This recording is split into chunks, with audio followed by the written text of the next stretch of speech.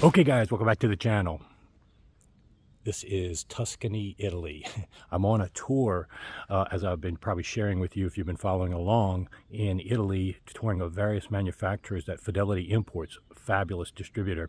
And I'm here with, that they distribute in the US, and touring the facilities. And I'm here with Tom Martin of Absolute Sound, Ken McAuliffe of Stereophile, Carlo La Raza, Cheap Audio Man. I'm going to have interviews with all of these guys at some point, hopefully, with this backdrop especially, and share a little bit more about these guys if you don't know, or if you do know them, get to see behind the scenes, because I got to know them a lot better on this trip. And trust me, lots of delta between what you might think they are from their videos or online presence and in person. So great guys.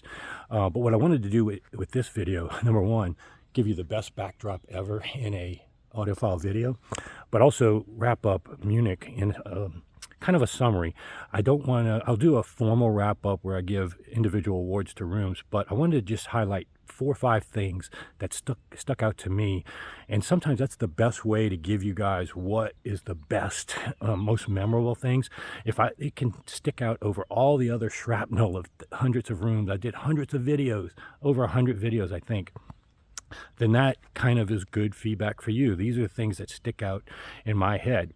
And I'm going to also try to do this without editing like I normally do, and giving you different backdrops, challenging myself today. But one thing I wanted to talk about, number one thing was memorable to me, is how great it was to meet so many of you from Europe. I go to a lot of shows, obviously, but I don't get to talk to any of my subscribers that are from Europe.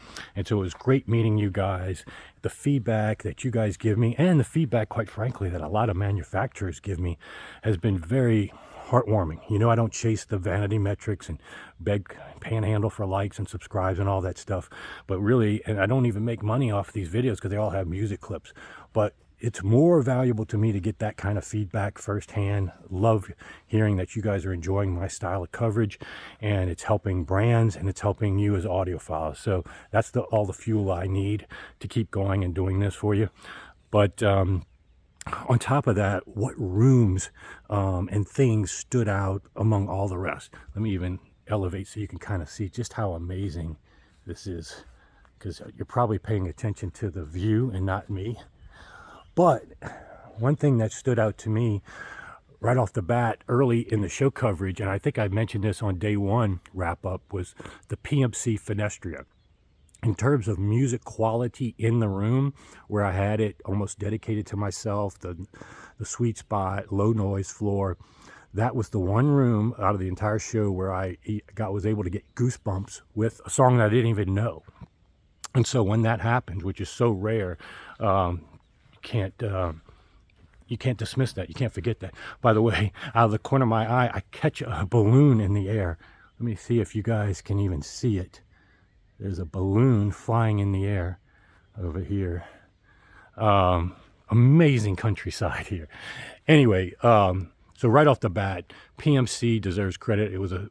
I sniffed the potential of it at Exponent, and that's another thing that you can take from some of my coverage, is that some of these shows, you may not hear the full potential of it. In fact, all of these shows, you're not going to hear the full potential of gear. But when you sniff that potential, and then you have a chance to do a dedicated demo, like I did at Munich, really paid off. But 2 other things that stood out to me are actually vinyl related.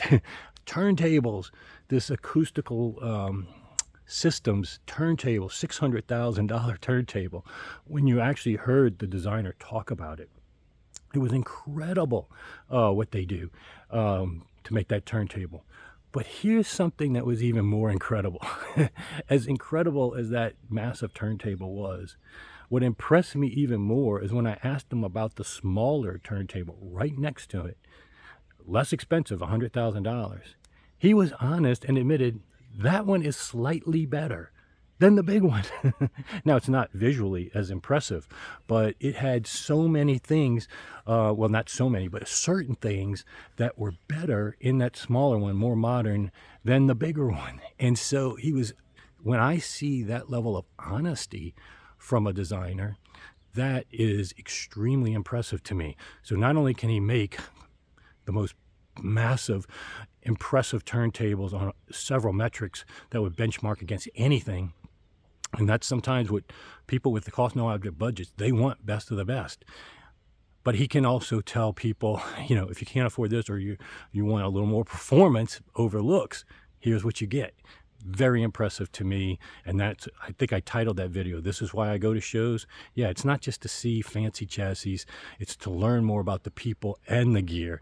And that room and that video kind of epitomizes what I like to go to shows for. But on that same vein, Stavos Danos, one of the most brilliant people in the hobby. I put Edgar Schwery up there and Stavos Danos, Jurgen with MBL. These are the type of people, again, knowing the pedigree behind the designs, knowing the people, makes it so much more comforting, and knowing that anything that they put out is going to have that extremely high level of innovation and performance. And Stavros is really near the top of the list in any category you want in terms of knowledge and ability to do everything. And he just took on doing a turntable. And man, that turntable was phenomenal. You got to watch that video. I apologize early on, the music in the background was playing, and so it was a little bit hard to hear him probably, but then he eventually turns off the music, and then you can hear him talk about the innovations of that turntable.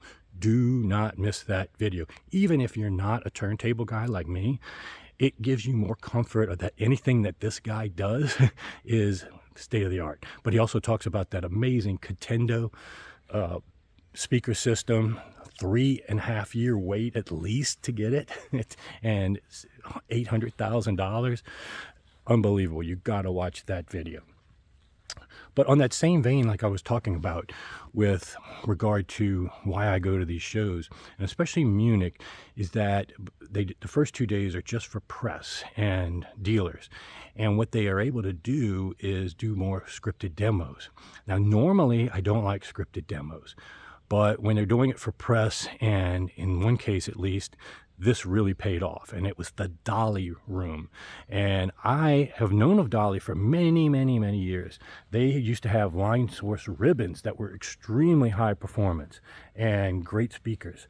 But I kind of lost touch with them when they went with point source boxes, and never really delved into what the quality was, and auditioning them, and they're not as plentiful at the shows as other brands. But when I did that demo and took that demo with them, it was amazing hearing the technology that went into their drivers and every meticulous thing that they do differently and do in-house. This is a company that, again, after doing that demo, I felt comfortable with anything that they put out is going to have a super high bar. And what, frankly, blew me away was that it had a price tag of $7,000, but that we were hearing in that demo. Amazing, just truly incredible. So, in fact, John, who you met on this show coverage, if you followed all of my videos, he immediately went to the room next door where they had their cost no object speakers, and he's fortunate enough to be able to afford whatever he wants, and is trying to pursue getting an audition in Texas of the higher end Dali Epicore and Core, because he was so impressed with that $7,000 speaker. So stay tuned for that. There may be some, we got the distributor's name. I may be going with him to do a demo in Texas, and he may be buying a pair. So you can't do any better than, number one, impress somebody like myself who's been to so many shows, so many demos, but also a guy that is willing to put his money where his mouth is on cost no object, just from a demo of your $7,000 speakers. So wanted to give a shout out to that. And really, there's so much more for me to tell you guys about, but I want to save it for my formal wrap-up and formal awards, because trust me, there are a lot other great rooms too. Niagara room, just countless rooms were great.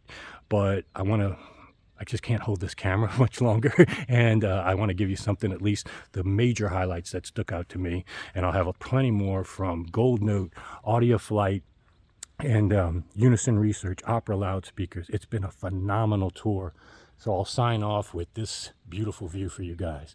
See you back here soon.